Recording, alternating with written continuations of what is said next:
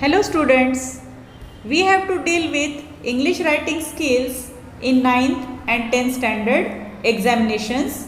Students, English writing skills section के अंतर्गत आपको इंफॉर्मेशन ट्रांसफ़र अर्थात दी हुई जानकारी का प्रारूप बदलना यह क्वेश्चन होता है।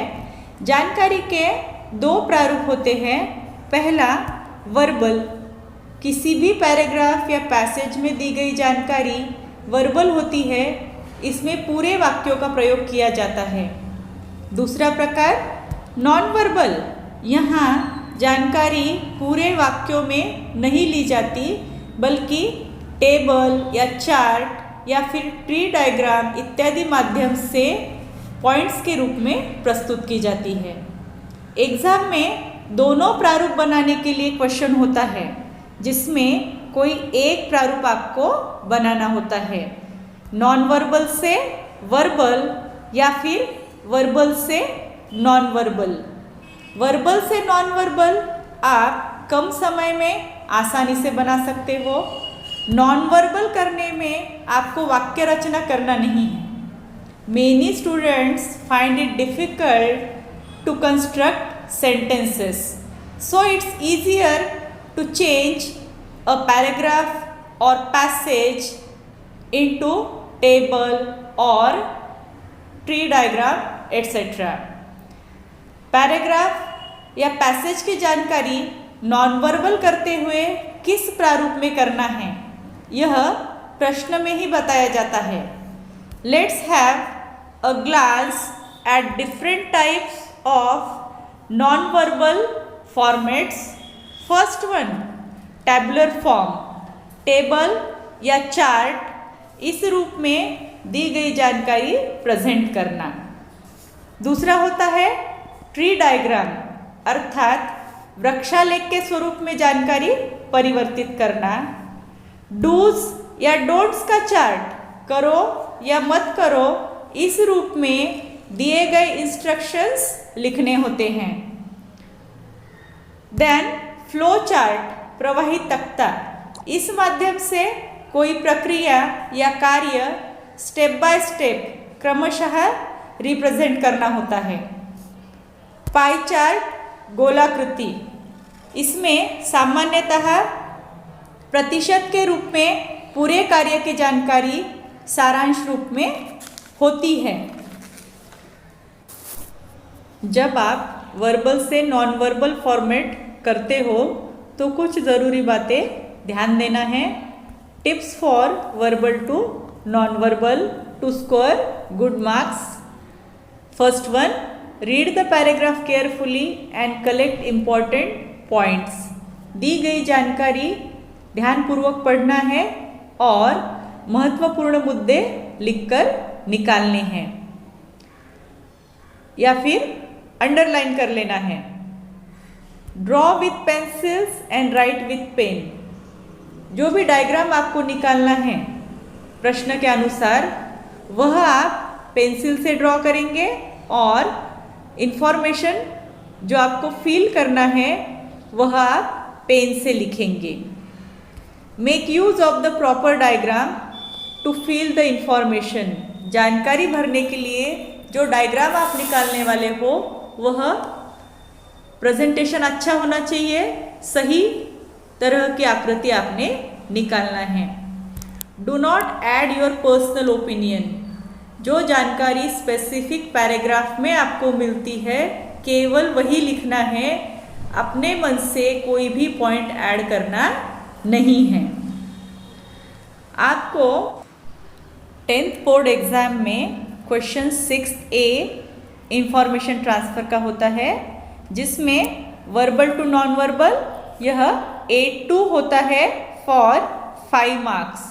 To get 5 out of 5 we have to see mark distribution. जब आप डायग्राम निकालते हो और जानकारी भरते हो पर यह जानकारी किस संदर्भ में है यह आपको टाइटल में मेंशन करना है। जैसे किताब में कोई कहानी या कविता का टाइटल होता है ना, ठीक उसी तरह 1 मार्क आपको मिलने वाला है for title. Then use of proper layout, नक्शा होता है किसी भी घर का वगैरह, उसी तरह से आपने सही तरह से वह प्रेजेंटेशन करना है। डायग्राम जो होती है आपकी नीट क्लीन होनी चाहिए, वह आपको 1 मार्क देने वाला है।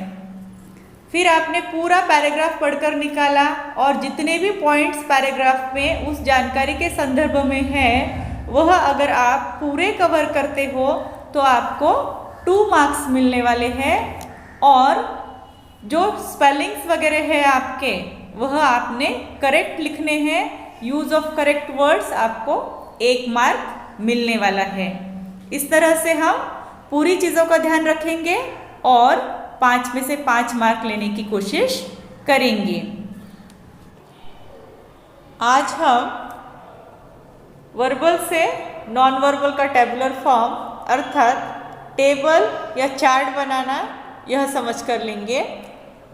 Let's get it clear using an example of a paragraph. Here we have a para on our national bird. Read it. The peacock, our national bird, has a very distinctive appearance. It is approximately 45 inches in size. Only the male has a crest. The beak of the peahen is very sharp. Compared to the rest of its body, the head of the peacock is very small. Its body is green in color. The peahen is easily distinguished by a brownish tint on its feathers. The peacock can spread its tail like a fan up to approximately 11.5 feet. The tail feathers of peacock are a metallic green in color. They have an eye-like blue bronze design interwoven. The claws of the peacock are sharp. They have a good grip for roosting and preying. The eyes of this bird are a startling blue and the bird has very sharp vision. Have you read the para carefully? It describes all the body features of peacock. Now, prepare a table showing the facts mentioned in the paragraph. Make use of the given format. Format कौन सा है? Table complete करना है। 2 columns are given here. Particulars, विवरण, observation, निरीक्षण। Passage में विवरण कौन से हैं? तो पिकॉक का साइज, क्रेस्ट, बीक, है ना, और भी हैं। सारे पर्टिकुलर्स एनलिस्ट करेंगे और जो ऑब्जर्वेशन यानी फैक्ट्स यहाँ पैसेज में दिए हैं केवल वही सामने लिखेंगे। See here, size 45 inches second sentence में दिया है। Crest, only male has a crest, तो ओनली मेल लिखा यहाँ पर। बीक कैसी होती है? शार्प। हेड कैसा होता है पिकॉक का? Very small. बॉडी, कलर दिया है, इट्स ग्रीन इन कलर, तो मैंने यहाँ लिखा ग्रीन। और peahen has brownish tint in feathers, यह भी मेंशन किया। टेल फेदर्स कैसे होते हैं? Metallic green in colour with bronze blue design. Claws, sharp with a good grip. Eyes, startling blue with sharp vision.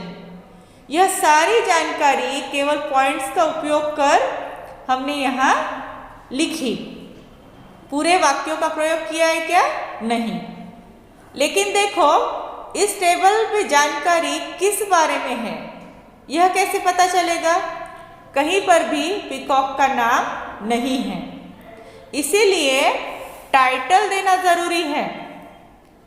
मैंने यहाँ टाइटल दिया आवर नेशनल बर्ड पीकॉक, और व्यवस्थित आउटलाइन वगैरह कर अच्छा प्रेजेंटेशन करते हुए ये टेबल इस तरह से प्रिपेयर कर लिया। ऐसे अगर आप करोगे तो आपको फुल मार्क्स मिलने वाले हैं। Have you understood how to prepare a table or chart from the given para? Do it yourself once again and share the video with your friends or classmates. Okay? Thank you.